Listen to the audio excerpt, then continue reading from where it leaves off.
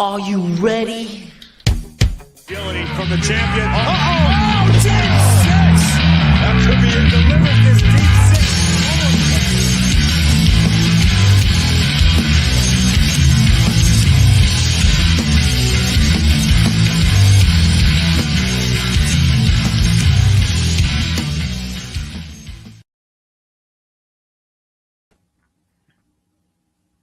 This is episode 139. I got backwards there. I can do math. Oh man, Brandon, how you doing, man? A little delirious after the snowstorm, man. It is snowmageddon up in this place. 18, they had estimated. I got 28 by me, so close to 2.5 feet of snow going out this morning. It was easily up to mid thigh. So yeah, not a fun one on the back, the legs, the arms, and anything like that. But had off from work at least. So after I got back in, got nice and warm, was able to relax a little bit. How are you, sir? Good, man, good. Today, unbelievable. Over my area, we got about 24 inches of snow, maybe an inch or two less or an inch or two more, but somewhere around 2 feet. And man, that was wild last night. And I went out shoveling like twice before 11 inches, before 11 o'clock, and about 9 inches of snow had dropped by that point. Just to wake up in the morning to a bunch of more snow, easily another foot and a half dropped overnight, along between 11 and 6, 7 in the morning. So easily about 2 inches an hour, I would say, maybe 3 inches at times. But yeah, this is the biggest storm we've had since Nemo in 2013. That was. Everyone keeps talking about 2016. There was no storm in 2016. It was, I believe. I don't remember any storm in 2016. It was 2017. They keep getting the year wrong because I mean, I was up at school in Oswego, and my mom was like, "Hey, how's the weather by you?" I'm like, I see grass outside. What do you mean? She sent me a picture. It was like 2 feet. It was definitely like 2 feet of snow. So they keep getting the year wrong. It was the winter of 2016, but it was the year 2017. I don't even remember that. Like, I feel like after we had Nemo with the 33 inches on the North Shore of Long Island, I felt like I'd never really even seen much snow since. And we had a couple like quick ones, but but really over the past couple of years, there really hasn't been a whole lot to talk about.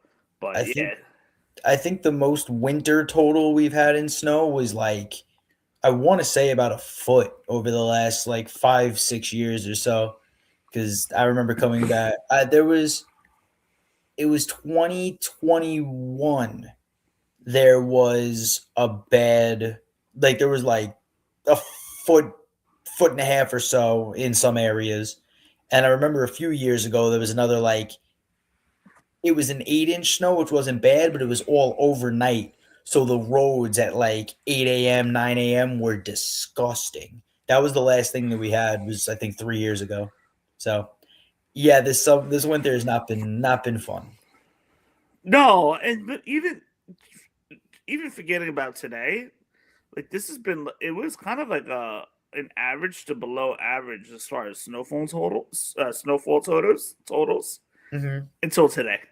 Oh yeah. Well, even that, I mean, the collection of snow, however, has been terrible because nothing's melted. So if you look in New York City, there was still mountains of snow before this. Then it was 45 degrees, so there was a little bit of melting, and then it dropped down to 30 and fucking snowmageddon. So excuse my language, but yeah, we finally saw some grass on Friday. We were finally seeing some grass, and then all of a sudden, it's gonna be gone for another probably 3 weeks now. My guess is probably another 3 weeks because it doesn't look. Yeah, the highest temperature we have for the next 10 days is 40 degrees. So we're going to be staring at this for another 2 weeks at least. yeah, wild. Those of you guys that are watching, I am joined by Brandon, aka Bash. I am Wayne. host and owner of the Aftermath Pro Wrestling Podcast. If you guys are watching, be sure to hit that subscribe button for our YouTube channels. This will help us out. We have a lot of good things coming up. And just as an announcement, we will be returning to our audio podcast as well. So we will be on Spotify. We will be on iTunes. We will be on iHeartRadio. So not just YouTube. We are getting back to audio as well, and I cannot wait. But For anyone that doesn't need to see these two handsome mugs, check us out on audio. yeah. Oh man. So what a pretty good night. A decent night that we had. Nothing really to ride home about. But tonight's theme was the fact that we were celebrating AJ Styles all throughout Raw. It was the AJ Styles tribute show, which we got a good tribute towards the end, but we'll take you through parts of the tribute throughout the show. But we're going to talk AJ Styles first. And I felt like they kind of took us for a little bit of a roller coaster ride here with this, with especially the last segment of the night. But yeah, we saw AJ Styles moments throughout the show. They showed us highlights of when he showed up at the Royal Rumble for the first time in 2016. And in my opinion, one of AJ Styles' greatest matches of all time, AJ Styles beating Jinder Mahal with the Phenomenal Forearm. Just kidding, that it's not one of the greatest matches of all time, but it's a notable moment because he did win the title there. Right. Did I have you there for a second? I knew you were joking because Jinder Mahal and best match ever would never be in the same sentence, so it's all good. But Jinder Mahal versus AJ Styles, best match ever. But in all seriousness, though, one of the best matches of all time, AJ Styles versus John Cena, which was at SummerSlam 2016 in Brooklyn. I was there live. Let me tell you, Cena and AJ Styles, I got to give them both credit. They had the fans eating out of their hands that night. They were putting on some banger of a match. One of the greatest matches I've ever seen live. And I've been to many, many, many shows. But this match was one of my favorites I've ever been to live, as far as a WWE event goes. That was like really... John Cena's prime was more 2012, but that was still when John Cena could move. But John Cena was peaking at... He was in his prime then, but even like John Cena was peaking in 2015, 2016. Yeah, he was doing pretty well at that time, too. He was wrestling better in those years than any other year. Very true. Yeah, AJ Styles brought that. Like John Cena was doing moves in 2015, 2016. His matches against Seth Rollins, his matches against AJ Styles. John Cena was doing moves that he never even did back in, early 2000s. But so that was some of like the greatest matches that they highlighted with AJ Styles. Then we see various superstars give quick promos, such as Cody Rhodes, Charlotte, R-Truth, Sami Zayn, TJ, Finn Balor, Angle, Roman Reigns, Xavier, all giving tributes, which I thought was really cool. We also saw the Good Brothers show up backstage. That was cool. With Tama Tonga out of character. Yep. They're all dapping it up, hugging backstage. I thought the cool movie was Frankie Kazarian of TNA. He shows up and opens the boiler room door, and it's Abyss coming out. In the mask too is great. That was phenomenal. Yep. No pun intended. Omos showing up randomly. It was like I thought they cut ties with all these guys, and now like they're all showing up. So it's a shame that like some of his closest friends in AEW couldn't be there. Yeah. The thing is they kind of like unkayfabe tonight, like you said. Like they had the Good Brothers were back. They got back. Who was he? He was with the Spanish group and everything for a little bit, which made no sense either. But he was with them for a little. You had Omos come back. Like I said, like there are a lot of guys that we hadn't seen on WWE TV in years that you think they cut ties with. They're like, no, come on back for one night for AJ Well, Styles. Omos has been on TV every week. Well, how so? AAA. I did not know he was in AAA. So I'm not. Yeah. I hate to say, like, I'm not. Apparently, let me tell you something. Yeah. I got to throw this in really quick. Hmm. Undertaker is one of the bookers of AAA, and I gotta say, it really hurts me and pains me to say this, but I think Undertaker's been booking a couple better shows recently than Triple H on the main roster. Wow. Just saying. But Yeah. like, I'm gonna have to check it out. I used to backstage love stuff going Lucha. on. Mm-hmm. There's some really good Lucha characters, so I've been trying to make an attempt to watch it on Saturday or over the weekend before the weekend wraps up. But yeah, I remember Lucha Underground was on at what 5? It was on at like midnight or some nonsense back in the day. I used to love the Lucha Underground. Like, you're randomly up one night, can't sleep. I'm like, all right, let me throw this on. I'm like, I need to watch this every week now. These guys are flying around the ring. Now it's on. AAA's on at like they play it on YouTube on the WWE channel like around 9 p.m. or so on Saturday night. And what I think they do is they tape like a series of 4 shows at once, and they basically they tape for the whole month on one night. So that's what I've been noticing with AAA. But yeah, just to give you a heads up, I mean, Vikingo is challenging Dominic Mysterio for his Mega Championship. Dominic Mysterio has, if he loses, has to leave AAA. So I think they'll probably do that.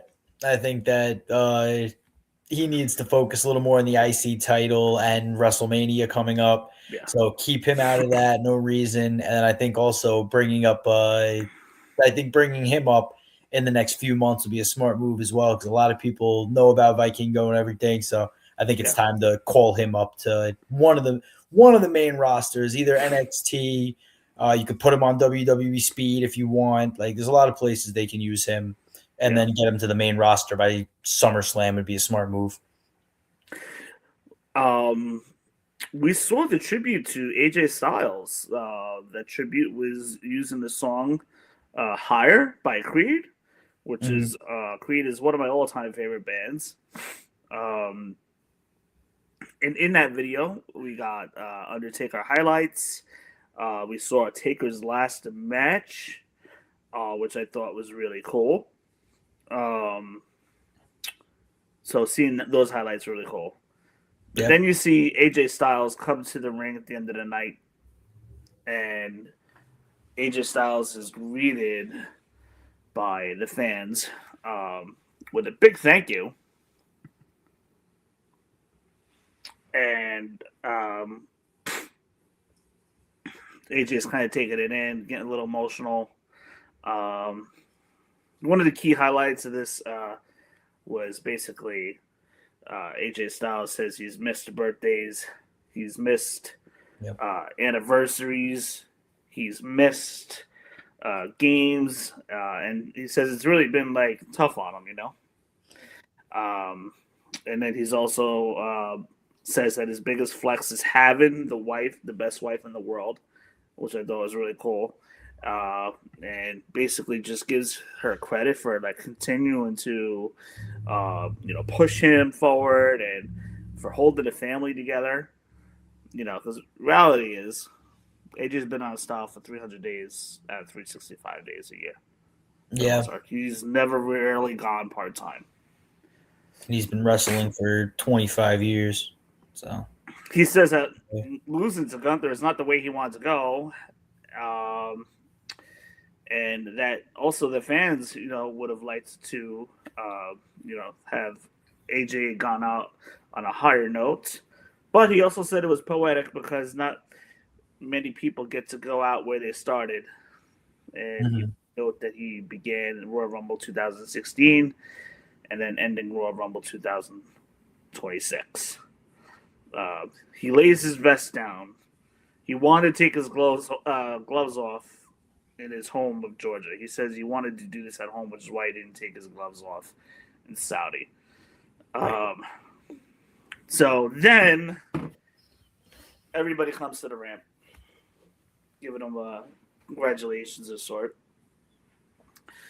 Then Undertaker's music hits, the lights go out, and I'm thinking a lot of things are happening here. I'm like, is this the start of an angle? And Gunther's like screwing around with AJ right now. Like, is the lights gonna come back up? It's gonna be Gunther in the ring, and then attacks AJ Styles, and you get a big pop. Honestly, that would have popped him in big time. Yeah, that would have been louder than Dom Mysterio boos at that point. I'm thinking, gosh, that would have been like, talk about mega heat. Like, Gunther has mega heat on him. That would have went like, had the lights came back on and that been Gunther, like, forget about it. I would have popped me big time. But anyway, we see the Undertaker come out on his bike, and I thought that was really cool. Very, very good moment to see him come out to his American Badass song on his bike into the ring. And Undertaker's basically out there to tell him, hey, listen, you're going to be the next inductee into the Hall of Fame. Yeah, I did not expect that at all. I didn't expect that either. And then the family comes in, they're hugging, and what a moment. What a moment. Like, WWE made a really good moment on Raw tonight. Now, nothing to take away from AJ Styles. He deserves to be in a wrestling Hall of Fame, and I will definitely give him that. Obviously, he had just as long as a TNA tenure as he did a WWE tenure. Do you think this was a little premature to put him into the Hall of Fame this year? So yeah, yes and no. I mean, this has been WWE's MO for years now. And I'm surprised that John Cena, his name wasn't mentioned first since his retirement happened in December. Yep. I am not the biggest fan of a couple of things. Being in the WWE Hall of Fame while you're an active wrestler, Rey Mysterio. Right. And I guess they kind of put him in because they didn't really have anybody to put in. Nikki Bella. And Edge has wrestled a whole lot since, being inducted to the Hall of Fame. They didn't know he was going to come back from the neck fusion, so they gave it to him a few years after, and then all of a sudden he's like, hey, I feel all right. Let's get into the Royal Rumble and spear a few people, and then let's start some factions, go up against Randy, do everything that I wanted to do 10 years ago. Yeah. I have a feeling Big E might get the call this year. Yeah, I think it's time after they finally said that he is 99.99% done with his career. I'm not really a big fan of people getting into the Hall of Fame right away. I mean, they're going to run out of classes, to be honest. I mean, yeah. I don't know. I'm trying to really think of who the woman could be. There's a few. I don't know who's in it as well, so like I'd have to really sit down and think about it. But I guess we'll see the more decisions they make. Probably somebody that's passed away in the last few years too. The answer to your question, his career just ended. Like, awesome. We're going to see him in the Hall of Fame, but I think it's too soon. Like, I think they should save it for like a year. Maybe throw John Cena in this year. Yeah, I think John and AJ being tied together as much as they are in their career, in the last 10 years of wrestling. Yeah, I think that they could put both of them in together. I wonder if there's a Boston show coming up anytime soon prior to WrestleMania. Yes, there is. Okay. So I think they'll do. Okay, so I think Cena will probably be the last one. No, they start naming until like 3 weeks prior. So if it's end of March, John Cena might be the last one inducted this year. That would be pretty cool. It's possible. It's possible Cena can get in, but I feel like AJ Styles himself can carry a headline for Hall of Fame class. Yeah, especially if they already did because they already have the woman that's in there already is Stephanie McMahon. Oh, okay. Yeah, so you already got Stephanie, you got AJ. Elimination Chamber is obviously this weekend. So more than likely they're going to announce more Hall of Famers starting this Monday Night on Raw next week. Oh, maybe that's what's in the box. Nah, yeah, Yeah. maybe. Who knows? It could be like you said, an active person that gets into the Hall of Fame, or like somebody that comes back. Mm-hmm. You know what I think would be pretty cool too, because a lot of people are going the male just because they referenced the box again today, so jump into it. I think Danhausen could be a great pick. I love Danhausen. He's great. I think it's gonna be Danhausen. I I mean, think that's a great one. The this other poll I think could be Saraya Page and everything like that. Saraya, I should say, excuse me. I think that the women's solo division is lacking just a little bit. So I think that we can also see Paige come out and have a WrestleMania moment, which would be pretty cool. See, the thing is, like, the whole thing with the box, it kind of has a hokiness to it. Mm, So I gotta figure out, like, out of the names we mentioned, which character can be hokey enough to pull off coming out of a box. right. And, And and like I think Danhausen fits that mold. it's just more like who now in WWE, either SmackDown, Raw, who would be your first couple of people that Danhausen could actually like go up against? And that's where I'm a little lost of like what storylines can you write him into instantly? And I don't think that there's too many, so that's where I'm a little skeptical on picking him. Yeah, I mean, honestly, he would be one of the new comedy acts for WWE for sure. I mean, can it be Jericho? Eh. I mean, based on the reports we've been hearing, with Jericho's contract is apparently frozen and extended longer because of making up for missed time, for this and that, and Chris Jericho is still on the AEW roster page, so we know it's probably not him. I'm not too sure. Like, maybe they do something cool with the box and like lightning strikes it and Jericho's music hits and then out he comes. I guess maybe, but again, we knowing that Jericho's still on the AEW roster page, knowing that like his contract issues with AEW, supposedly being extended because of missed time, whatever the case is. More than likely, it's not. Could it be female? We don't know. We don't know. Maybe it could be Find a out in trophy of 5 some short days. sorts. What's up? What'd you say? I'm sorry. Maybe it could be a trophy of some sorts. But Yeah. I have a feeling it's gonna be a person. I think if you're teasing it this much for this long, you need something with a little flair, a little pop. So I think a person coming out that's unexpected would be great. Somebody made an interesting point, and those of you guys that watch, I need you to stay with me right away.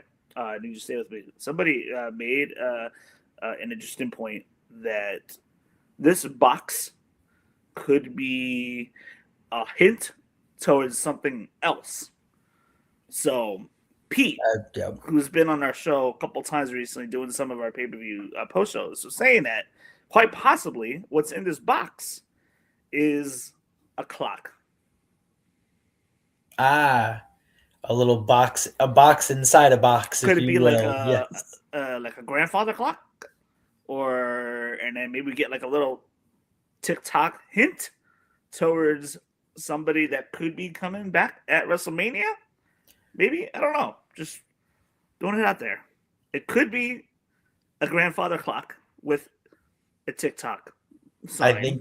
I think you Imagine just it's said like it. Killer Cross. There you go. I think he would be. I think that he's finally starting to get pretty welcomed on the independent. He won. I think he has a championship now in the independents. I was actually speaking with my roommate, who's also a WWE fan as well. We were talking before, and he said that he's big on Karrion Cross. I've never been a fan of Karrion Killer Cross, so I don't know. I think that he would get an okay pop coming back after being off a year, but they need to do better on his storylines as well. So I guess we shall Well, see. the thing was, Killer Cross was heating up around SummerSlam. He was getting major pops. Yeah. Even before people knew that his contract was running out. Like he was getting some big pops. We were getting "We Want Cross" chants all over the place. His shirts were being sold, and Karrion Cross was basically gaining steam, but at the wrong time. He was getting steam on his way out, and so it's kind of a little bit of a tough break there. So could it be possible that he's going to come back to WWE? Absolutely. Karrion Cross fits the WWE mold, I think, better than he would in AEW. So could this item that's in the box be a clock or a time capsule? Ooh. So You know, maybe. let's just forget about Hmm. who it's going to be. How about Right. how about the what? So could it be a time capsule? Could it be a clock of some sort? A TikTok, a countdown? Maybe, maybe like you said, it's something where they can't figure out what to do with Jericho right now. But like you said, it's a time capsule and it's a clue to something else, maybe from Jericho's past. Like maybe we see the light up jacket. Maybe that's in the time capsule, but nobody's there, and it's like, oh my god, what happened? Like, is it supposed to be Jericho? Well, I was thinking more of like one of those little time capsules that flip upside down. The sand is going through. Oh, I mean, an hourglass. Yes, that would be cool too. Yeah, and but Gotcha. could it be an I hourglass? But I like the time capsule one. What you saying? If they want to bring back a WWE legend, they want to bring somebody back. You put in tiny clues and hints about that person, so that would be pretty cool as well. Instead of like you said, having a human, the what could be Jericho's jacket, or it could be a countdown clock. It could be something that references to a WrestleMania comeback as well, or just somebody being at WrestleMania and it could be 7 times. No, that would be a lot of hours. But no, it could be weeks, and it could say 6 weeks, 4 days, and whatever, and that would be second night of WrestleMania. So we shall see. Corey Graves and Michael Cole opened up the show really quick. We'll just touch on this Go Gunther through, yeah. part really fast. Basically, Gunther comes out, and Corey and Michael are about to introduce AJ Styles, introduce the tribute show of AJ Styles, that is. And then Gunther interrupts, coming from the stands, demanding that Cole and Graves leave the ring and get out of the ring. And then Pierce is like, we're not having any of this tonight. He gets security. They get Gunther out of there. And then out comes Dragon Lee, who beats up on Gunther. Then they have a brawl backstage. So that basically sets up their match for next Monday, which obviously we know Gunther's going over, but I expect a banger for sure. Raw's got a good lineup next week. Roman Reigns is returning, so that should be pretty cool as well. But and then we get Cody Rhodes surprise backstage. It's in Georgia, so why are we surprised? Cody Rhodes comes out and he's in his home state saying hello to the fans. And then he gets interrupted. Honestly, he didn't even really get any words in. He didn't have any confrontations really. He probably didn't even need to be there tonight, but he was there, in honor of AJ Styles. And then we get the Vision come out.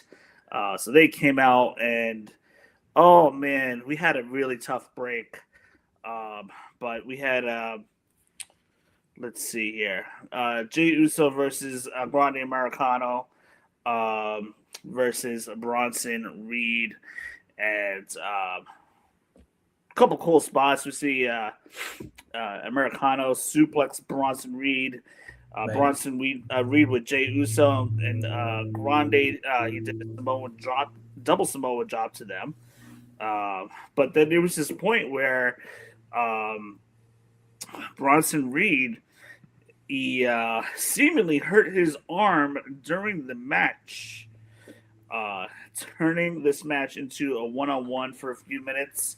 As a result, Bronson Reed is on the outside, and basically,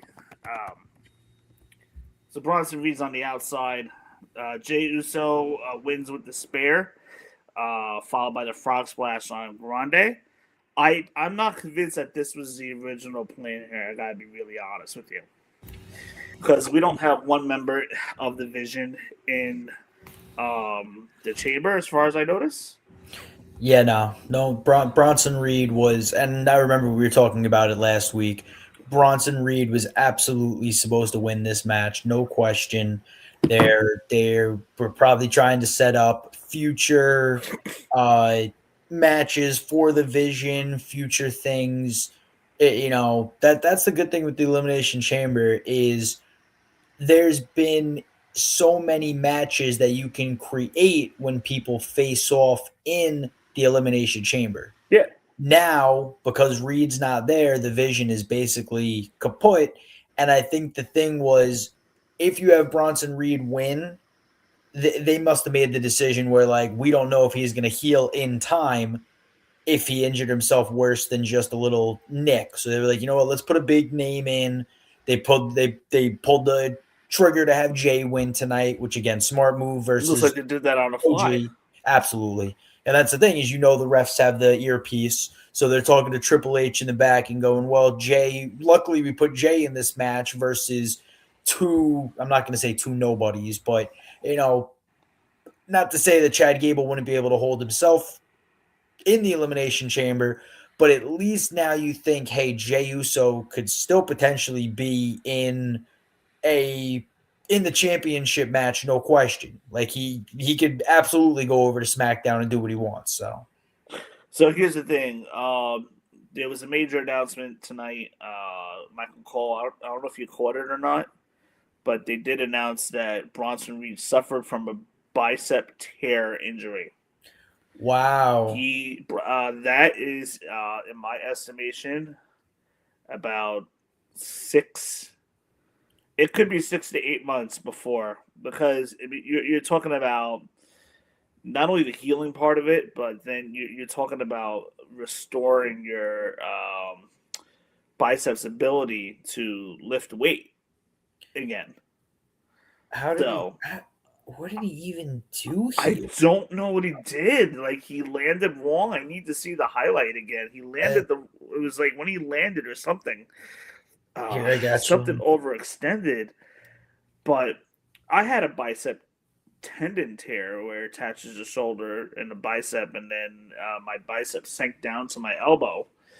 Yeah, it got reattached. It was a very seamless process, surgery and everything required, because I wanted it back to normal.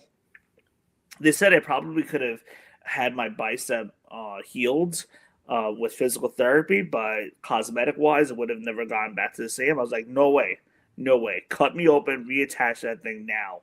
I want that fixed. So that being said, I was swinging a bat within 4 months playing softball. They told me it was probably going to be 7 or 8 months, but I was playing softball within 4 months, swinging a bat, and lifting weight. It was kind of more towards later in the year, but I didn't really push it for a while anyway. But I would expect Bronson Reed to be gone for a full 6 months now as a result. Maybe even a little bit more. Maybe it's like Survivor Series at the latest. The Vision is taking a bad break here. Unbelievable. Braun Breaker and Bronson Reed, two of their biggest members, now basically out of the picture for WrestleMania. This is unbelievable. Insane. People, I believe they probably had Bronson Reed as the backup to go against Seth Rollins at Mania. Absolutely. No question. This is unbelievable. Now, people are like, just blow up the whole faction. They can't keep themselves healthy for longer than a minute. And oh my gosh. I guessed I'm watching it in slow motion. So what happens is his wrist hits, it looks like it's El Grande Americano's arm. So his wrist gets bent a little backwards. And then when he lands, this right here just kind of pops off the arm. So you could actually see his, you could see his chest jiggle. And he looks down more at his, elbow. But like you said, it sounded like the bicep. When you got hurt, it went down to the elbow first. So it looked Yeah. like that was where it hit. But it looked like it started all in the wrist where he turned his arm backwards and then it popped like that. So yeah, very strange. But I've heard football players have done the same thing where they blow Yeah. their bicep out, but they catch their forearm trying to tackle somebody, and then their arm gets I shake, but their arm gets jolted backwards instead. So it looked like that's more how it happened, where his wrist went the wrong way. Oh, My bicep, like all I felt was like a pop. It wasn't really painful, mm-hmm. but as I was lifting, I'm like, "Uh-oh, that's not I supposed to happen." I can't move Like right now my properly. my Yeah, bicep is like right here. It sank to right here. that Crazy. looks like exactly what happened there. Where it just Oh was man, not where it's Bronson supposed to Reed, be. and like I feel like Bronson Reed was getting some like traction too. Yeah, he was getting booze. He was definitely he was he I was was he was really the enjoying muscle. seeing him in the ring. I think now, well, you know what now? They might be able to completely scrap everything and the vision can just get, I don't want to say killed, but now they might have to just completely blow up the vision. And the thing is, too, Paul Heyman still walks out with Brock, which we could talk about soon as it happens, kind of relative to after that, No, let's maybe a talk little about bit it right later in the now. show. But I mean, that was so. I I didn't really understand that whole aspect, but right, Paul Heyman comes out with Brock, and obviously he's always been the mic for Brock. But if you're running the vision and you still have Brock, then it's strange that they don't have that together. But basically, Paul Heyman just says, "Who's going to take on Brock? Who wants the challenge? Who wants to see Brock at WrestleMania?" Well, hey, Brock is going to be here for the next few Raws. I'm putting up a challenge for Brock. He Whoever wants basically to put come up out his and have fun, schedule for like almost every Raw between now and Mania. right? Goes, hey, if you want to prove that you're worthy for a WrestleMania match, you're gonna have to take him out on Raw first. You're gonna have to prove that you're worthy. So kind of surprised, but now with Roman Reigns being around and obviously winning the Royal Rumble, you have him taken out. He's not going to verse him. You don't have too many big names on Raw right now. Remember us talking about that the last time, where there's not too many names on Raw. So I think that was the main thing, to kind of pay Brock a little bit more money. Say, hey, we kind of need you for WrestleMania, my friend. Like, you're going to have to carry this show a little bit. So, hey, here's a couple extra 100,000. Let's get you some people to fight. Let's put you in a couple more matches. Which apparently he hasn't been in a match on Raw in 20 years. Something like that. It was wild, crazy. I did not know that whatsoever. Yeah, this guy does not wrestle on TV for anything. Well, we will see now again. We got So here's 7 what I weeks think it till should be. WrestleMania. Here's what I think it should be. Oba, Oba Femi Oba, should Oba. 100% be the guy. Strip a rocket ship to his back already. Yeah, Have him beat Brock Lesnar, and then put Oba Femi on the road to winning a title of some sort at SummerSlam. he is everything. He is a Vince McMahon specialty. Like, that is just huge muscles, and he actually has a good move set. I'm not gonna lie. He's not a Goldberg. He's not a Brock Lesnar. He isn't just a suplex F5 1 2 3.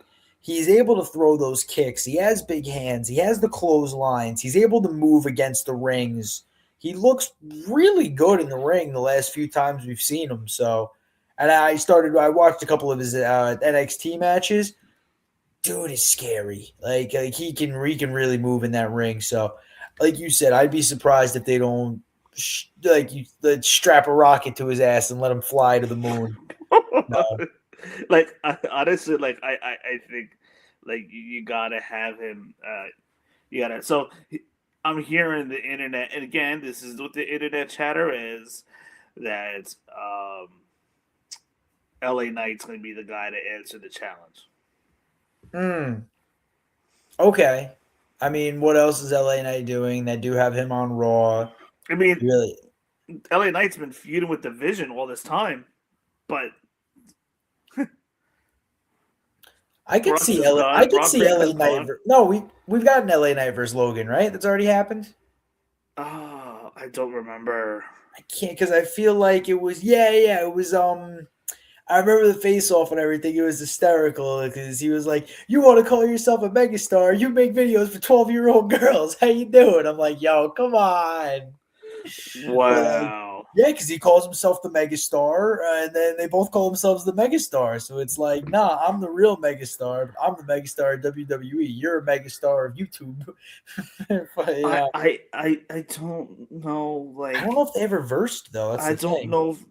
I mean, we have not seen LA Knight versus Lesnar, but I don't know. I don't want to see LA Knight versus Brock Lesnar, please. Like, I just don't. That doesn't do anything for anything. Like, I don't know.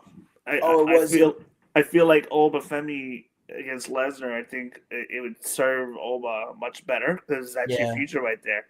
and you I get think two it's six more four, useful. 285 guys is perfect. Actually, Oba's listed at 310. It's crazy, but yeah, you get two 6'4", 300-pound guys against each other. You're asking for two car crashes. Yeah, sorry, you're asking for a car crash waiting to happen, but that's going to be a fantastic car crash at WrestleMania. So I think Oh, that's that what would they're be going to do. so good. Lesnar versus Oba Femi would be so good. It Yep. was so good. I mean, obviously, like you have SummerSlam to think of, and you want your big match. You want a big match there too. But at the same time, like I don't like the pairing of LA Knight versus Brock Lesnar if that's Yeah. where they're headed. Maybe they really don't know. Maybe they don't have an answer as to who's going to face Brock Lesnar. I I think mean, we could have had Brock versus Bronson, to be fully honest. That could have also killed the Vision as well because it would have been two Paul Heyman guys, and that could have been the initial move is blow up the Vision then, especially with the Masked Man coming in. Like they could have had a whole Vision fallout where Paul Heyman has to make a decision: do I back my guy Brock Lesnar or do I agree with the Vision and everything that's going on? So that would have been cool. Again, two 300-pound guys going up against each other, so that would have been nice. So yeah, I don't know the direction they go in. I did also I look. don't know what the direction they're also going to go in as far as the Masked Man. Like, what are they going to do with that? That is Grayson Waller, by the way. We did see Grayson Waller show up today with Kofi and Yeah. Xavier Woods again, which I know we're jumping all over the show, but you can see he grew out the goatee a lot, and the Masked Man had the goatee at the bottom here, which Grayson Waller never really had too much. He had more of what I'm showing now, but he grew it out a lot more.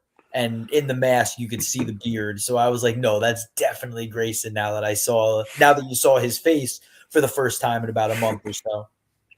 Yeah. Well, actually, Grayson was on TV last week, Right. Okay. I did bring him but he in may quick. have Right. came. It may have been like on an in between segment that wasn't shown on the U.S. but was shown international. Right. Oh, So Logan versus LA Knight was the U.S. Championship when Logan had it. That was at SummerSlam in yes, that's right. 2024. So That's right. now, because the Vision is kind of cooked without, Braun and Braun, that might be a way to get Logan versus LA Knight and say, hey, I still hate the Vision. I want my lick back from 2 years ago when you beat me at SummerSlam. Let's do it at the big stage this time, buddy boy.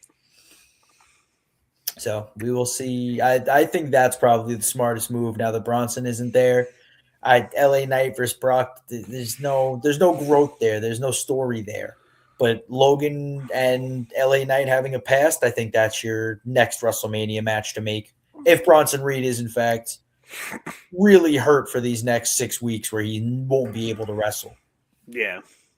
Those of you guys that are watching, hit that subscribe button, give us a like, comment. We want to hear what you guys thought of Raw tonight. But make sure you hit that subscribe button. That will help us out. Please do that. Right below, somewhere over there, hit that subscribe button. We are going to talk Liv Morgan now. Liv Morgan has finally made her decision. We've been waiting for this for a couple weeks, and that's been her MO for the past couple of weeks, is that she's kind of holding out and waiting and seeing. But she finally makes her decision tonight. on Raw, where we see Liv and Morgan and Dominic in the ring together. And Dominic calls out both Stephanie and Jade Cargill to come out, and they do. And we see the both champions in the ring. Um, and we see Liv Morgan apologize. Like I felt like this was genuine Liv right here for a moment, and like she played us all. Let me tell you.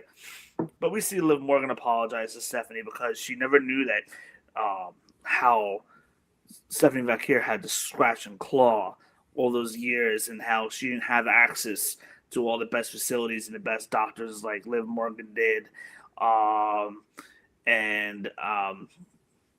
Like just how Stephanie Vacquier had like a tougher road. And but Liv Morgan's like, but now I need to tell my story. Mm-hmm. She turns around to Jade, and we're thinking that, okay, now she's going to address Jade first, before she makes her decision. I never, ever thought that WWE was going to pair up Liv Morgan against Jade Cargill, because it's just very, very odd pairing, and it just didn't make sense to me to do that. We knew it was happening before it was happening. Like I hate that they planned this out for a month. Like, what are you doing? You knew, like, Roman took on CM Punk literally the next night. Like, it was like, come on. Yeah. I do this because I hate you. Now Stephanie is talking not all this trash, but she's like, hey, you don't deserve the opportunity that you got in general. Like, you haven't worked for it the way I've worked for it. Who else do you think she's going to take on? Is he going to go, no, I want the SmackDown Women's Championship instead? Yeah, because Jade and Liv barely had much of an interaction together, except for when Liv Morgan and Dominic had dinner at ringside on Valentine's Day in front of Jade Cargill's match when she was going against Jordynne Grace. Okay, so at least did something. But it was a little something. Right. But so we see Liv Morgan about to address Jade Cargill, and all of a sudden, Liv quickly turns around and nails Stephanie with the microphone. Stephanie Vacquier, she sells it so good. She just went down. Yeah. So basically clocks Stephanie with the microphone, attacks her, puts the oblivion on Stephanie Vacquier, and then raises her title, Stephanie's title, over her as Stephanie's down on the ground. Liv is holding the Stephanie Vacquier's world title, and therefore makes her decision that it's going to be Liv Morgan versus Stephanie Vacquier at WrestleMania. What did you think of this whole skit that Liv Morgan blessed us with tonight? I really thought that they were going to wait until the Elimination Chamber. I thought that this was going to be a whole ruse and everything. I figured maybe Jade and Stephanie would like team up and attack Liv so that there was like something to kind of push that maybe Jade still had a chance. Wait and see who won the Elimination Chamber. If there was a SmackDown person, then figure Raw versus Raw, SmackDown versus SmackDown. So I was only a tiny bit surprised that they made the real decision tonight. But like I said, I was not surprised that it was obviously going to be Vacquier versus Liv, especially after what Vacquier said last week too. But she didn't say, again, like I said, she didn't say a lot. They gave the actual words tonight, so you could, whoever missed it on Twitter, were able to kind of see. She just said, you didn't work for it. You didn't earn it the way that I worked for it and the way that I earned it. So you can win whatever Royal Rumble you want. You can win whatever matches you want. I worked here for this, and I'm going to keep this because I am the champion, and I want to be the champion. Yeah, Liv Morgan and Stephanie Vacquier make a much better pairing. I think they're going to make a much better pairing together in the ring. Right. I just don't know if Liv would work well with Jade Cargill. But I do know Jade Cargill has some options here. I mean, more than likely, it's not going to be Bianca Belair this year. And obviously, no surprise entrant where somebody gets knocked out and then Bianca shows up. I don't think that's happening because Bianca's just had finger surgery. Mm. So it seems like her return's gonna be a little bit more delayed than we know of. Who knows? Maybe somehow they write Bianca into WrestleMania as a surprise tag partner or something. Some way that like they brought Becky Lynch back. But so I feel like Bianca's not going to be in that main event against Jade Cargill this year. They want to do it sometime, but to me, Tiffany Stratton makes the more sense. And we'll get into predictions in a minute. But I feel like there's a unfinished story there with Tiffany Stratton. We got Maxine Dupree versus Natty. We're not going to talk much about this, really. Natty. Nothing to talk about. Yeah, pretty much. Natty's such a great person, though. Like she's such a doll to meet in person. And I still got to read her book, but she's such a great person now. And she's got too much done on her face, but that's a whole another story. Yep. Maxine Dupree versus Natty. Natty and Maxine are on the outside. Natty, I think, kind of like mule kicks Maxine, and Maxine like barely missed it, but so Maxine takes a hard bump to the post, and Maxine is out cold. Natty continues to attack her. The match is eventually thrown out. Natty wins as a result of a referee stoppage. I have a feeling. 7 weeks until Mania. I don't know if they're going to drag a Natty versus Maxine feud all the way until WrestleMania and have that be one of the matches. I just don't know. We'll have to find out. But this feud's not over. I think what you do with this one is you keep having Natty kind of like you could have Natty beat up somebody else, and then I think you give the story a couple of weeks to breathe. Yep, maybe you have Maxine come back in like the face mask and everything like that. Like say she broke her nose. Say you can make it a story, but say she broke her nose on the post and everything like that. Have her look like dope with the nose thing and everything like that, and then maybe start using that as a weapon against Natty, do a headbutt with it, just something that shows Maxine's edge that she learned from Natty, and then that's where you can have the actual match at WrestleMania, because you know you're going to WrestleMania with it.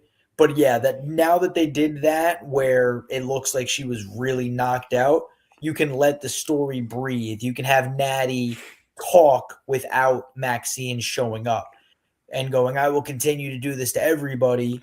And then she could beat up a jobber the week after, and then Maxine can come out and help the jobber.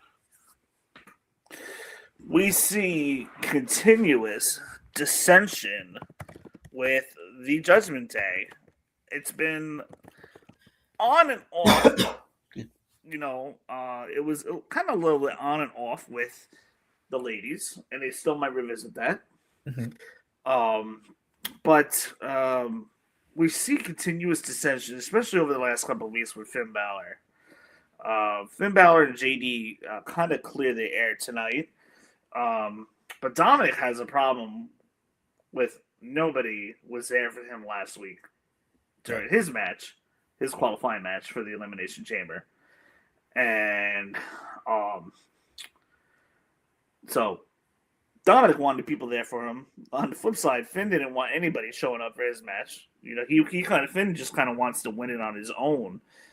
And Finn Balor basically tells him that he needs to grow up and maybe he should do it on his own. So they ended that segment with that.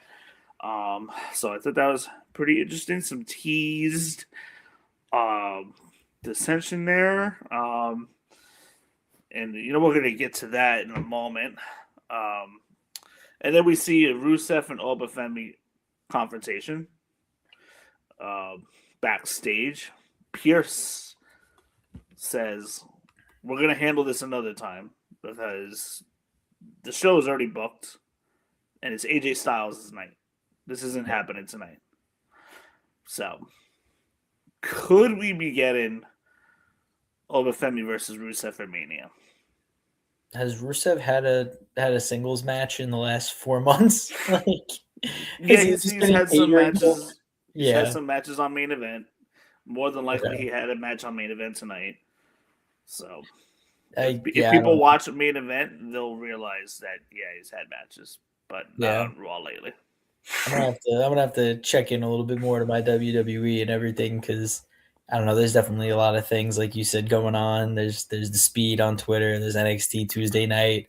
I don't really catch SmackDown too much. I'm a little busy a lot of Friday and Saturday nights, so tough to catch. Honestly, SmackDowns have generally been very good.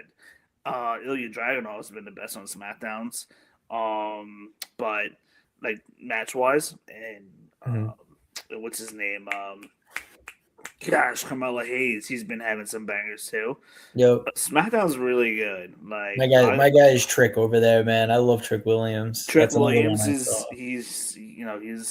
he's getting some massive pops too as I was well. he has such a big upside, and even then, you hear him now because a lot of people. I remember talking about it last week, but people are chanting "whoop that trick" anytime people are fighting. So it's like, yo, this guy, even not on a completely different brand, he's still getting recognition. So like that works out pretty well when people are doing the yes chants on SmackDown when Daniel Bryan was on Raw. It's like you're getting that pop on both sides and both shows. You got a good chance of doing well. Yeah. Um. Yeah. So basically, yeah, SmackDowns have been very good. NXT's been a very solid show. Every now and then I'll peek in on Evolve, and Evolve has got some really good up and comers that are going to be featured heavily on NXT eventually. Um, and the Evolve Women's Champion and Men's Champion very good. Um, but yeah, and then not to mention AAA has been like their shows have been Undertaker's doing one heck of a job over there. He's booking really good shows there. Gotcha. AAA's got to step it up now. I'll be honest. Triple A versus Triple H. Yeah.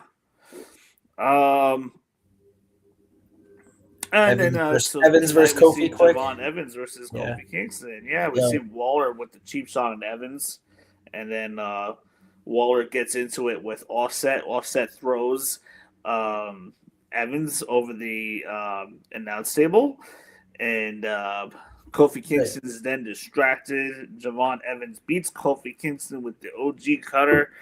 I guess you can call this a good warm up match leading up to Elimination Chamber. Any thoughts on this match here? The OG cutter looked a little. He turned a little bit too much, so he definitely didn't like land it as a cutter. It was more landed as like an RKO almost, where he went flat. But it definitely looked like it would have hurt if somebody would have hit me with that freaking flying 10 feet in the air. I wouldn't have reacted any different than getting pinned. So that at least worked out. Very cool to see Offset. There were a lot of rappers. Atlanta's known for their rap community as well. So very cool. If you caught that all night, they had a bunch of famous people tonight, and also a bunch of famous rappers. So that was cool. But hey, to get Offset into it, he threw. Did he throw Waller over, or he threw? He threw Waller over the table. Yeah. Right, because he was still dealing with the shoulder. Xavier was still dealing with the shoulder, so Yeah. he got Waller out of the way, and he looked pretty strong. Offset's not a small guy, so that was No. pretty Yeah. cool. That's And pretty cool. yeah, no, it definitely it gave Evans more of a pop than he needed. So you get a famous person to back you up, always helps out in the long run. So that was pretty cool. So now we got CM Punk promo. I wanted you to kind of stare the wheel a little bit on this one. Yeah. Just mostly because, like, while this promo was going on, I was basically editing our art cover for tonight's YouTube video at the same time, trying to figure out what we're going to do with that. So, CM Punk comes out, and Brandon, what did you think of this promo tonight? Um, I've also, excuse me, I've also been a person who is not a fan of what ifs, and he was definitely alluding to the what ifs and everything. We first started. Finn had said that Finn had his little promo for a couple of minutes and said that like he's the best in the world, and he keeps saying that I'm the real best in the world. I'm the one that deserves to be called that, not you. And then CM Punk says, "Well, what if you didn't jump me in Toronto? You wouldn't have got this title shot. You know, what am I doing here? Why am I doing this? Because I'm the best in the world. I want to do the best that I can." He even took a Um, shot at Roman Reigns. What if Roman Reigns shows up? exactly. What if I just punch him in the face next week? He's supposed to be there. So how about I do that? Uh, I'm here every night, every city, every tour, every country. I'm the guy that's showing up as a fighting champion. So then he says, what if I lose? Well, there's no risk, no reward. And I love that. I use that a lot in my own daily. So Roman's going to be an indie. I might just punch him in his stupid face, especially if I still have the belt, which is good. And he said, I deal in facts. I don't want to talk about this what ifs anymore. I'm the champion. I'm the best. I don't have to ask myself what if I'm any of those because I know that I am all those and I'm the best in the world. And that's really where it ended. Music hits. So he says he doesn't want to talk in what ifs anymore. He wants to prove that there isn't any what ifs. I don't have to question, what if I didn't win? I won and I want to win again. I want to be the people's champ. Not to call it The Rock, but I want to be the people's champ, and I want to be a fighting champ. And power to CM Punk, man. He's trying to get those matches in, and you know how else are you gonna be favored by people unless Roman Reigns? He had 1,000 days and only had 40 championship defenses. This guy's about to have 40 defenses in 2 years, in a year. Yeah, that's wild. Um, and then we had Kyrie Sane, versus EO versus Raquel, and as I am saying it, I am also typing it. But anyway, we had the three girls deciding the final spot of the women's elimination chamber. And we had a pretty good match here. Yeah, a lot of Um, back and forth. yeah, at this point, it was well after 10. Like Raw went on a little late tonight, not by a whole lot, but it was going on a little late tonight. Yep, But made it to about 10:40. yeah, a couple cool highlights. We saw Raquel do the double fall away slam on both Kyrie and Io, so that was a pretty cool visual. Io was about to win with the over the moon moonsault on Kyrie, but Raquel pulls out Kyrie to save the match. We saw some really good interactions with Io and Raquel. Raquel has done a really, really good job wrestling, like matching her wrestling ability to her size. Raquel has done a really, really good job Yep. with that.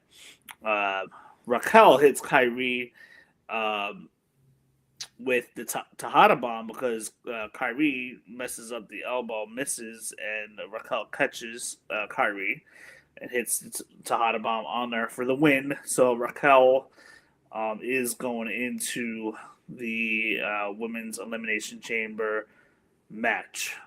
So she fills out the last spot. Now, that pretty much covers all of Raw. Let's hit up Elimination Chamber really fast. Um, we just talked about it a couple moments ago, but we have CM Punk going against Finn Balor. Let me ask you, who do you got here? They're not going to blow up they already have the face-offs printed on billboards in Las Vegas. You're not going to blow up the whole thing. Come on now. CM Punk is going to win. It might be a disqualification. You know how WWE works, where they're going to try to have CM Punk win in a grueling match and everything. Then you'll probably have JD come out, somebody will back CM Punk or something. Roman might even come out and he's you know what? I think I just called it. I think Roman comes out and messes with Finn's chances or something like that, or I think he does something. But CM Punk definitely finds a way to retain the belts because, like I said, you already have this set up. There's billboards printed. There's flyers posted. You're not blowing up the main event for no reason. So, do you think it's a possibility that Finn Balor could win it in Chicago since CM Punk beat Finn Balor in Ireland? For CM Punk only to win it somewhere in the middle between Elimination Chamber and WrestleMania, and then you got your WrestleMania match still back intact. I would think that, but then Finn would also be the guy that like, well, you're the one that wanted to be a fighting champion. I don't have to be a fighting champion. I don't have to put up now it's my belt. I don't have to put it up for nothing. Get the hell away from me. And then that would also be where Adam Pearce would be like, yeah, that's not how we do things here. CM Punk, you're gonna get your The rematch. rematch clause. Exactly. And then if there's I think they have the show in New York. I think there's one in Boston. So there are going to be a few big shows that they'd be able to give Punk the belt back. But yeah, I don't think so. I don't see it. Okay, so here's my other option here. I'm thinking that Finn Balor gets screwed or inadvertently gets screwed by a fellow Judgment Day member in JD or Dominic. And then we set up a Finn Balor versus Dominic feud, Mania. Yes, that would be IC great. title. Absolutely, because like, hey, if I can't get one belt, at least I can get the other belts. I could see that. I can absolutely see that. Then we have here's our field for the ladies Elimination Chamber. We have Tiffany Stratton, Rhea Ripley, Alexa Bliss, Asuka, Kiana James, who put on a really good showing on Friday, let me tell you. And we got Raquel. Okay. Who comes out the winner here? Now you gotta think the winner's gonna be facing Jade Cargill.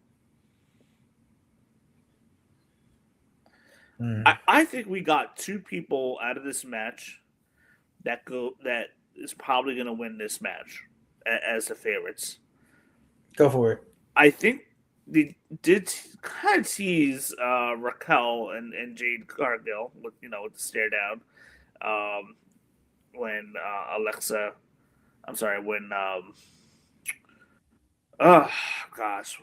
Liv Morgan and Raquel showed up on SmackDown. And Raquel was right there, with Jade Cargill. They could do something there, and then have both Liv Morgan and Raquel win the belts at Mania. Maybe I don't know. Tiffany Stratton seems to make the most sense out of all these girls right here because of what happened on Saturday night's main event. And Tiffany Stratton, as we know, has gotten in really good shape. She's trimmed down. She's been working hard, so they can easily play into another layer of this story on like her redemption to get a rematch with Jade Cargill and beat Jade Cargill for the belt. I think the smartest thing to do is give it to Tiffany Stratton. Yeah. Because the only other one, like I said, I'd say probably 95% of the Elimination Chambers that I remember. There's been about 20. So I would say 19 out of the 20 times, the winner is already on that brand. So we already have Raw completely set up, right? Now we have to set up SmackDown. So I think we have SmackDown winners this year. Yeah. So if you're looking at Alexa Bliss, she's obviously still with Charlotte. We don't, not too much of the falling out between that Royal Rumble elimination, which apparently wasn't supposed to happen at that time. So yeah, we still have a little bit of that falling out, and also Charlotte not being in the match this year, that could lead to a little bit of animosities. So I think Alexa Bliss still being with Charlotte messes up that storyline of her winning. Kiana James, great newcomer. She's done Maybe excellent work. that's maybe, but I think that she's still a little Yeah, green. yeah. You She's know, not ready for that spot yet. exactly. Um, and then yeah, Tiffany's the only other one. And then I was thinking maybe you could do a Rhea versus Jade You because could. I they mean, have had for a little star power, that's pretty big. correct. The only thing is though, they still have the tag team belts, and obviously you want the tag team belts defended one of those 2 nights at WrestleMania. So you're not The gonna have tag Rhea Night titles have been 1 featured and so Rhea Night big. 2 is crazy. Yeah, the tag titles have been featured so big this year Right. that So you I think if can't you not I think have you them keep be it on defended. Rhea, keep the belt on Rhea, let her go into WrestleMania still as the tag team champion and figure out what you're going to do with that over the next 6 weeks. There's so many different tag teams that can take them on as well. But that would be Rhea would have been my dark horse if she didn't have the belt. Now because she has the tag belt, give it to Tiffy, tie up all those loose ends of Tiffy versus Jade. That's been alluded to the last couple of months as well. I think as far as the tag titles for the women, you're more than likely it's going to be Rhea Ripley and Io versus Nikki and Brie Bella at WrestleMania, with the Bellas coming out on top for one final tag team run. I'm almost willing to bet that that's going to be it. Do I think it should be it? No, but the other alternative, I feel like Nia Jax and Lash Legend have been doing some really good work, and they've been kind of knocking on the door for a minute now. So I think that they get a turn um, to win the belts, and then they can be chased instead of chasing. Um, but the other match that we have. Oh, what am I missing here? So we have the women's elimination chamber. We got Finn and Punk. We got the men. Um, who do you think is going to come out the winner of the men here? I think it's pretty obvious to me. It's more than likely going to be um, Cody Rhodes here, unless there's some kind of shenanigans and Jacob Fatu gets involved and I don't know. What do you think? Like I don't know. Like I don't know. For me, like the WWE title, just something's not hitting with it right now. I you know, I think you're right. Like I don't know exactly. You got Randy Orton, you got LA Knight, Cody, Giovanni, Right. Trick, and Jay Uso, whom I don't even think was even supposed to be in there. But even if Bronson Reed wasn't there, I mean, I don't think he would have been the winner either. But I could see Randy versus Drew.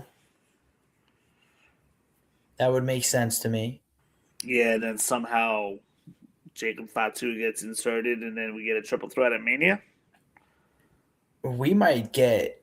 I mean, that's the thing is like there's so many players in this too. Like I think is Jacob Fatu is again I haven't watched. Has he been in matches lately? I know I saw he was attacked, and we still don't know who attacked him. No, but he's been feuding with Cody and Drew for like the past number of weeks now. So I think what you could do is for star power, and I think it's finally time to give the belt to him. LA Knight versus Drew, they have a story from last year that never because randomly they brought LA Knight to Raw, and we have no clue why he ended up at Raw because he was a SmackDown face the whole time. So I still think that there's some loose ends that could be tied up with that. And then we can also have Cody's heel turn, which we've been expecting forever, Cody was the one that attacked Jacob, and then we just get a flat Cody versus Jacob for no reason other than the fact that Cody attacked him. So I don't know. I feel like you said the smart answer would just be have Cody versus Drew, and then Jacob attacks both of them, and then have it a triple threat match. But I don't know. And then I mean, I think the big headline here would be if maybe Cody does turn heel at some point, but more than likely, probably at Mania. I don't kind of know how you really do it though, but it would be buzzworthy nonetheless if you do it the right way. So. Yeah, there's oh god, there's so many different stories that this could go. Like maybe I'm going to tell you right now, the plan all along was for Braun Breaker to somehow find himself probably into this match and reinsert himself into the as a redemption to get a title shot against CM Punk.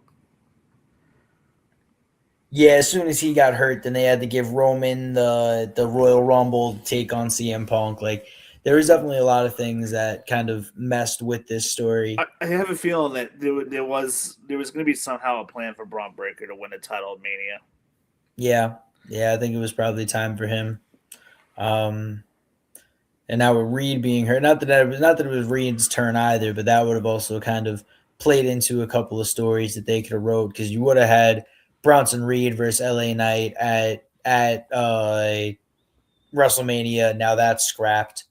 So, well, like I said, it depends. I think, like you said, it takes a couple of months for a torn bicep to heal anyways. So my guess was going to be LA Knight versus Bronson Reed at WrestleMania.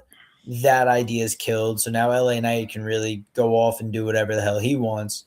So I think, you know what? I think I was right. I think LA Knight versus Logan Paul is going to be a good match to kind of reset that. I think that's the best match that you do for LA Knight. Right. And then I think Cody probably wins this one. Maybe we get who it was Seth Rollins attacked somebody years back at the Elimination Chamber. It was like right as the pod was about to close, he ran in and did something. I can't remember how that worked. That was a few years back. But I feel like we probably have a Jacob Fatu come in, do the same thing to Cody, and maybe Cody still finds a way to win or something like that. And then we have a Cody versus Jacob for the chance, and then Drew comes in and kicks both of them in the head, and then it becomes a triple threat match. Yeah, I'm leaning towards something like that too myself. I think Jacob finds a way to get into the Elimination Chamber and messes with one of them, Cody, all of them, whatever the case is. Yeah, 100%. Kind of like what he did in SmackDown when Cody Rhodes lost his title. And one last match that I don't even know how I forgot that this match was happening, but Becky Lynch will be defending her IC title against AJ Lee. What a weird time to do this. I understand, obviously, AJ moved to Chicago because of her mans. I don't even know where AJ Lee is initially from. Jersey. Oh, so it's not even like, yeah, that's strange then. I think you give it to AJ Lee for over 10 years now, so. I think you give it to AJ Lee. I think Becky tries to cheat the way that she loves to. She uses the ring. She tries to get a weapon. She does something. The ref catches her, and then AJ cheats to win. She gets the belt, and then we get Becky versus AJ at WrestleMania for the belts, and then Becky wins it back then. Yeah, that's very possible. I could definitely see AJ. They could do a little trade off here. Trading wins, AJ wins, and Becky wins it back in Mania. I can definitely see that for sure.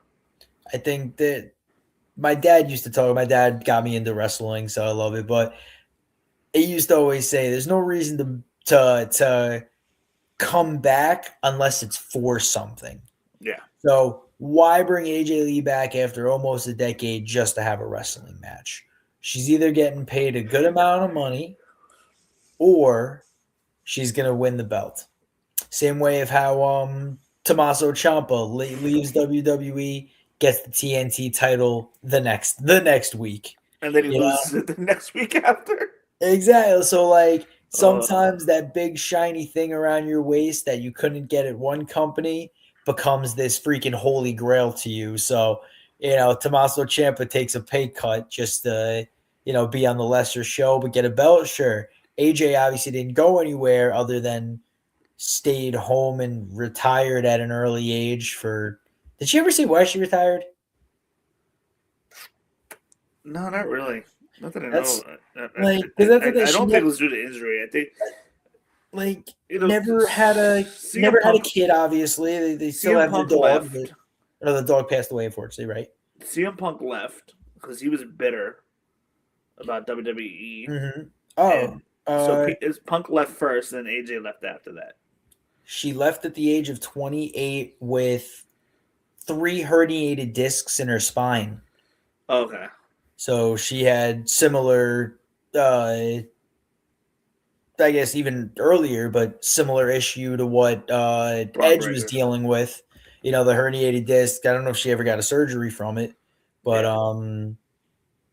but yeah, now able to come back after 10 years, I should say. So we will definitely see if this is a 1 and or 2 off for AJ Lee, or if she goes, hey, I'm at an okay age to wrestle. I'm 38. Maybe I got a couple of years left in the chamber, and sorry, pun definitely not intended on that one. I didn't realize, but maybe she got a couple of years left in the tank and can come on back, have a couple of exciting matches against people that either she faced in her earlier ages that are still around, which I think really the only people that are still around for that long have been Becky and Charlotte. Is anybody Nia Jax, I think, has been around that long as well. Seth Rollins, No, I'm sorry, I'm saying women. a woman.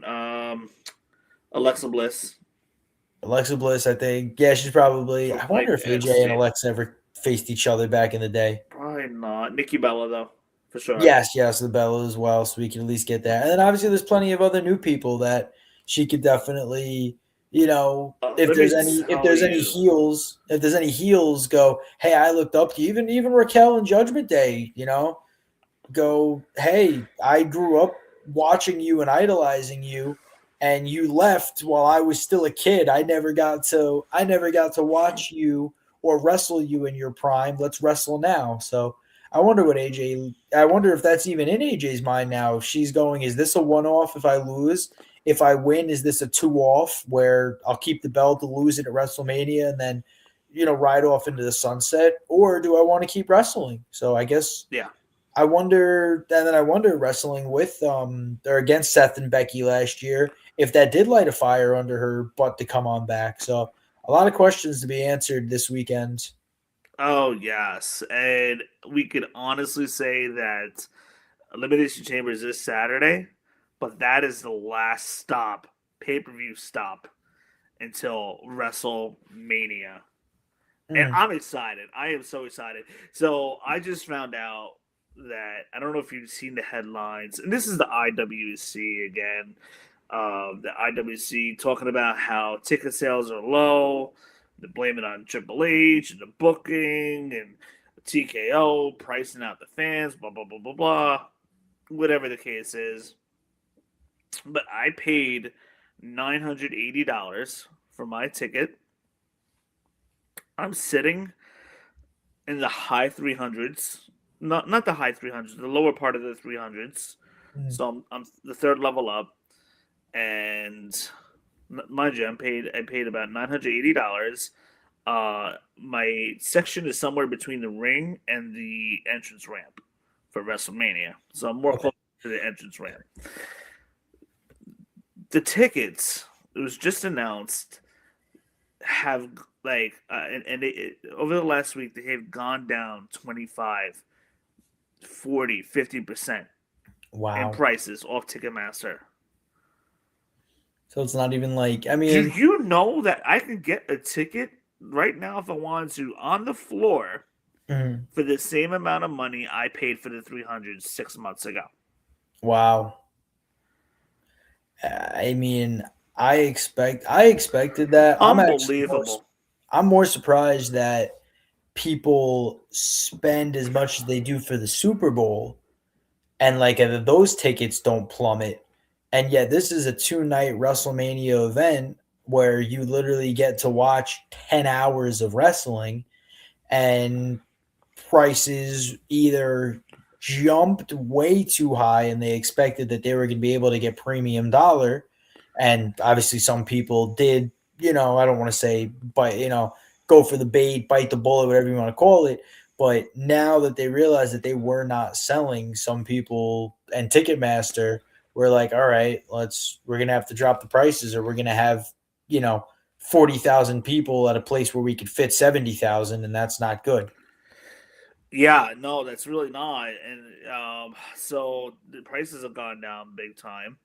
Hey, you could You sell can yours for blame 300 and then get floor seats for the same price you spend now. So I try to sell yours could off and then rebuy them. That'd be pretty I cool. definitely could. I could probably arrange for a seat upgrade. The only thing is, it gets a little complicated because my friend just bought tickets in the same row Oh yeah, two no. If you're gonna be two sitting by your two friend, weeks yeah. ago. So now I have a buddy with me. So you have that component.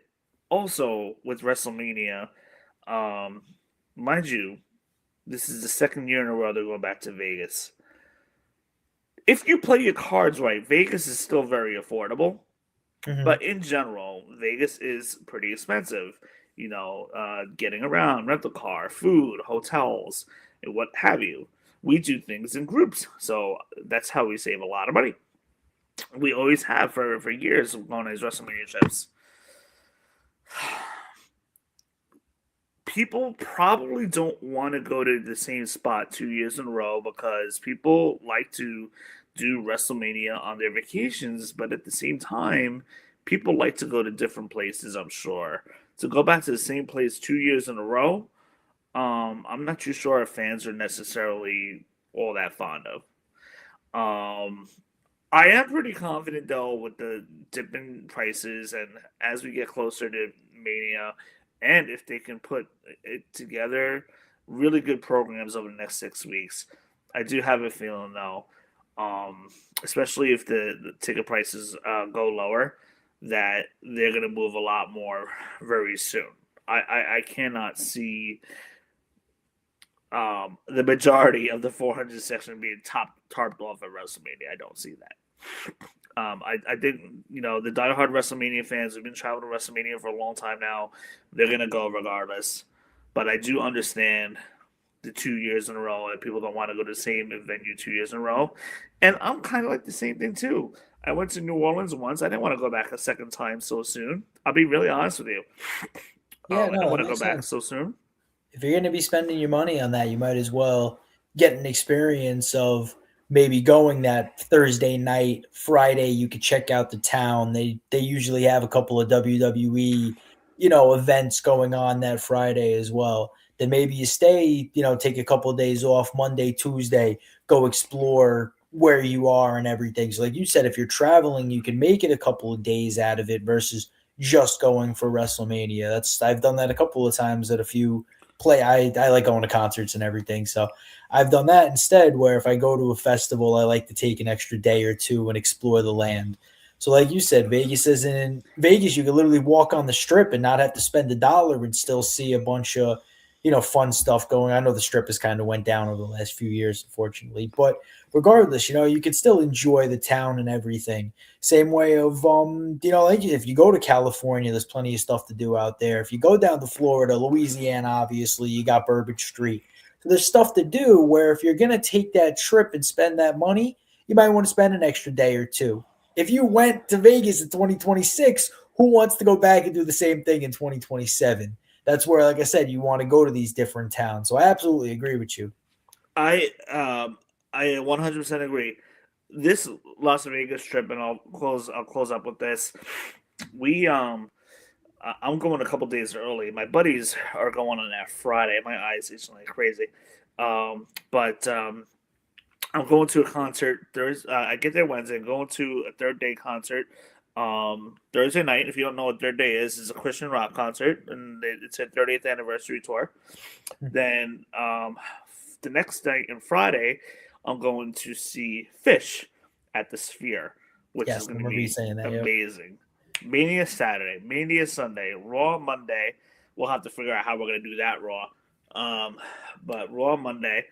And then we're gonna go to Zion Park. I think Tuesday. I think Wednesday we're gonna maybe do Hoover Dam, or we were also talked about maybe Grand Canyon, the North Tip, and then a dinner at Carmine's. So we have a very, very loaded itinerary the next most of those days that we're there. So I've always wanted to do Zion Park, so I think if you're able to make that happen, definitely take some pictures and let me know, because I think my grandparents did it years ago and they loved it. So definitely enjoy. My dad did he did Vegas a few years back with his ex-wife, and they did the Hoover Dam trip and everything, and saw the canyon, loved all that. So definitely enjoy. There's a lot to do out there. Yeah. Brandon, any last thoughts regarding Raw and Elimination Chamber coming up this week? No real in real talk, and obviously watching. Hopefully Bronson Reed is okay. That again, not a scary injury, but a freak injury nonetheless. And obviously we hope and pray that he is okay and it isn't nothing that's going to be too long lasting. But yeah, that was definitely a freak accident that is going to change the way that WWE writes a lot of the stories for the next couple of weeks. So be on the lookout for that and see if Reed can come back quicker than expected. That changes the dynamic of the division. Absolutely, because now you really, like I said, you only have Logan and Austin. They're not going to be able to carry the division, no shot. So now what you do is, I think you have a frantic Paul Heyman. He starts like not interviewing, but like starts talking to everybody. Like, hey, you want to join the vision? Hey, you want to join the vision? And like people keep turning him down until he has to make an executive decision on what to do for himself. So this is what you do with the vision. Hear me out. This is what you do with the vision. You have them go after the Usos, and you have Austin Theory and Logan Paul challenge the Usos at WrestleMania for the titles. So now it's the two of them. It's an easy opportunity to get the belts on them. I think you just got it, sir. I think you just set up the only way that the Vision is able to stay around and stay relevant. What they do with the Masked Man, I don't know. Yeah. Who cares who gets the belt? But at least if you want to keep the Vision popular until you can get Braun and Braun back, then you definitely have to put them in the tag team division now. Yep. And say, hey, I have two young talents under the age of 30. I think Logan Paul's like 31 now, but I got two young talents that can easily take on anybody in the division. So I'm going to put them together and create a powerhouse team to go get the belts. So I like that. Great last thought, sir. Those of you guys that are watching, we will be back on Saturday nights covering the Elimination Chamber post show. Monday night for Raw next week. We'll have a nice busy weekend. Be on the lookout for this week's top 5 on Friday. It's top 5 Friday, this Friday. Every Friday we'll have top 5 or whatever we feel like doing. That'll be on our YouTube shorts, so be sure to check that out. And also we will be back very soon on our audio platforms of Apple and Spotify, iHeart, whatever is out there, we'll be there. But those of you guys that are watching, thank you so much.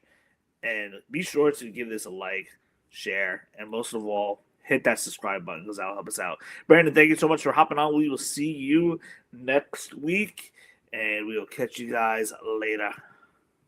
Agility from the champion. Uh-oh!